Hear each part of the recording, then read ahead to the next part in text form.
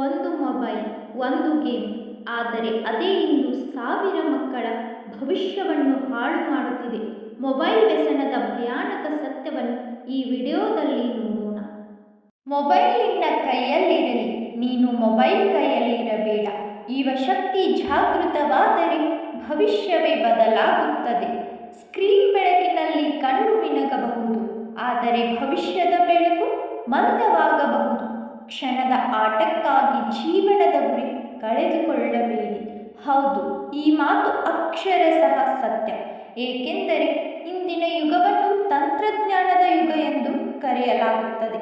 ಆದರೆ ವಿಜ್ಞಾನ ಮತ್ತು ತಂತ್ರಜ್ಞಾನ ಮಾನವನ ಜೀವನವನ್ನು ಸುಲಭಗೊಳಿಸಿದೆ. ಅದರಲ್ಲಿಯೇ ಮೊಬೈಲ್ ಫೋನ್ ಅತ್ಯಂತ ಮುಖ್ಯವಾದ ಸಾಧನವಾಗಿದೆ. ಇಂದಿನ ಕಾಲದಲ್ಲಿ ಮೊಬೈಲ್ ಇಲ್ಲದೆ ಜೀವನ ನಡೆಸುವುದು ಕಷ್ಟವೆನಿಸುವ ಮಟ್ಟಕ್ಕೆ ಬಂದಿದೆ. ಜ್ಞಾನವನ್ನು ಪಡೆಯಲು, ಮಾಹಿತಿ ತಿಳಿದುಕೊಳ್ಳಲು, ಸಂವಹನ ಮಾಡಲು ಮೊಬೈಲ್ ಬಹಳ ಉಪಯುಕ್ತವಾಗಿದೆ. ಆದರೆ ಇದೇ ಮೊಬೈಲ್ ಇಂದು ಮಕ್ಕಳ ಮತ್ತು ಯುವ ಪೀಳಿಗೆಯ ಭವಿಷ್ಯಕ್ಕೆ ದೊಡ್ಡ ಸವಾಲಾಗಿ ಪರಿಣಮಿಸಿದೆ. ಇತ್ತೀಚಿನ ದಿನಗಳಲ್ಲಿ ಮಕ್ಕಳು ಮತ್ತು ಯುವಕರು ಮೊಬೈಲ್, ಆನ್ಲೈನ್ ವಿಡಿಯೋ ಗೇಮ್ಗಳಿಗೆ ಹೆಚ್ಚು ಆಕರ್ಷಿತರಾಗುತ್ತಿದ್ದಾರೆ. ಆರಂಭದಲ್ಲಿ ಇದು ಕೇವಲ ಮನರಂಜನೆಗಾಗಿ ಬಳಸಲಾಗುತ್ತಿತ್ತು, ಆದರೆ ನಿಧಾನವಾಗಿ ಇದು ವ್ಯಸನದ ರೂಪ ತಾಳುತ್ತಿದೆ.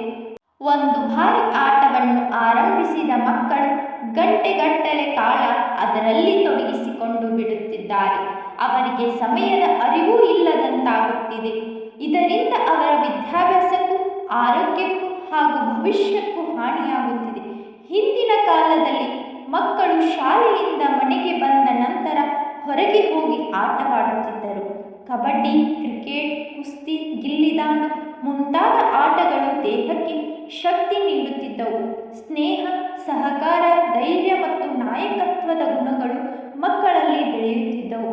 ಇಂತಹ ಆಟಗಳಿಂದ ಮಕ್ಕಳು ಉತ್ಸುಕರಾಗಿರುತ್ತಿದ್ದರು.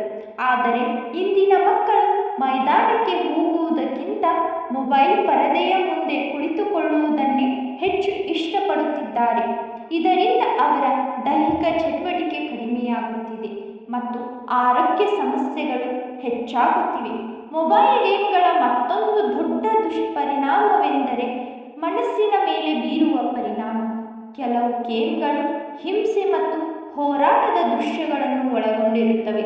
ಇದರಿಂದ ಮಕ್ಕಳ ಮನಸ್ಸಿನಲ್ಲಿ ಕ್ರೌರ್ಯ ಮತ್ತು ಆಕ್ರಮಣಶೀಲತೆ ಹೆಚ್ಚಾಗುವ ಸಾಧ್ಯತೆ ಇದೆ. ಕೆಲವೊಮ್ಮೆ ಮಕ್ಕಳು ಗೇಮ್ಗಳಲ್ಲಿ ಗೆಲ್ಲಲು ಹೆಚ್ಚು ಹಣ ಖರ್ಚು ಮಾಡುವುದು ಕಂಡುಬರುತ್ತದೆ. ಇದು ಕುಟುಂಬದ ಆರ್ಥಿಕ ಸ್ಥಿತಿಗೂ ಹೊರೆಯಾಗುತ್ತದೆ. ಮೊಬೈಲ್ ಬಳಕೆಯಿಂದ ಮಕ್ಕಳಲ್ಲಿ ಏಕಾಗ್ರತೆ ಕಡಿಮೆಯಾಗುತ್ತಿದೆ. ಓದುತ್ತಿರುವಾಗಲೂ ಅವರ ಮನಸ್ಸು ಮೊಬೈಲ್ ಗೇಮಲ್ಲೇ ತಿರುಗಾಡುತ್ತದೆ. ಇದರಿಂದ ಅವರ ವಿದ್ಯಾಭ್ಯಾಸದ ಮಟ್ಟ ಕುಸಿಯುತ್ತಿದೆ. ಪರೀಕ್ಷೆಗಳಲ್ಲಿ ಕಡಿಮೆ ಅಂಕಗಳನ್ನು ಪಡೆಯುತ್ತಿದ್ದಾರೆ.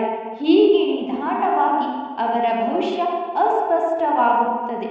ಇನ್ನೊಂದು ಪ್ರಮುಖ ಸಮಸ್ಯೆ ಎಂದರೆ ಸಾಮಾಜಿಕ ಸಂಬಂಧಗಳ ಪಾತ್ರ ಕಡಿಮೆಯಾಗುತ್ತಿದೆ. ಮೊಬೈಲ್ ಗೇಮ್ಗಳಲ್ಲಿ ಹೆಚ್ಚು ಸಮಯ ಕಳೆಯುವ ಮಕ್ಕಳು ಕುಟುಂಬದ ಸದಸ್ಯರೊಂದಿಗೆ ಮಾತನಾಡುವುದನ್ನು ಕಡಿಮೆ ಮಾಡುತ್ತಾರೆ. ಸ್ನೇಹಿತರೊಂದಿಗೆ ಆಟ ಆಡುವುದಕ್ಕಿಂತ ಆನ್ಲೈನ್ ಸ್ನೇಹಿತರೊಂದಿಗೆ ಸಮಯ ಕಳೆಯುತ್ತಿದ್ದಾರೆ. ಇದರಿಂದ ನಿಜವಾದ ಮಾನವ ಸಂಬಂಧಗಳು ದುರ್ಬಲವಾಗುತ್ತವೆ. ಆದರೆ ಮೊಬೈಲ್ ಸಂಪೂರ್ಣ ಕೆಟ್ಟದೆಂದು ಹೇಳಲಾಗದು. ಸರಿಯಾದ ರೀತಿಯಲ್ಲಿ ಬಳಸಿದರೆ ಇದು ಜ್ಞಾನವನ್ನು ನೀಡುವ ಅತ್ಯುತ್ತಮ ಸಾಧನವಾಗಿದೆ. ಶಿಕ್ಷಣ ಸಂಬಂಧಿತ ವಿಡಿಯೋಗಳು, ಆನ್ಲೈನ್ ಪಾಠಗಳು, ಮಾಹಿತಿ ಮೂಲಗಳು, all these help students learn more. ಆದ್ದರಿಂದ ಸಮಸ್ಯೆ ಮೊಬೈಲ್ನಲ್ಲಿಲ್ಲ, ಅದನ್ನು ಬಳಸುವ ವಿಧಾನದಲ್ಲಿದೆ. ಈ ಸಮಸ್ಯೆಯನ್ನು ನಿವಾರಿಸಲು ಪೋಷಕರಾದವರು ಮತ್ತು ಶಿಕ್ಷಕರಾದವರ ಪ್ರಮುಖವಾದ ಪಾತ್ರ ವಹಿಸಬೇಕಾಗುತ್ತದೆ. ಮಕ್ಕಳಿಗೆ ಮೊಬೈಲ್ ಬಳಸುವ ಸಮಯವನ್ನು ನಿಯಂತ್ರಿಸಬೇಕು. ಅವರಿಗೆ ಹೊರಗೆ ಹೋಗಿ ಆಟವಾಡಲು ಪ್ರೋತ್ಸಾಹಿಸಬೇಕು. ಪುಸ್ತಕ ಓದುವ ಅಭ್ಯಾಸವನ್ನು ಬೆಳೆಸಬೇಕು.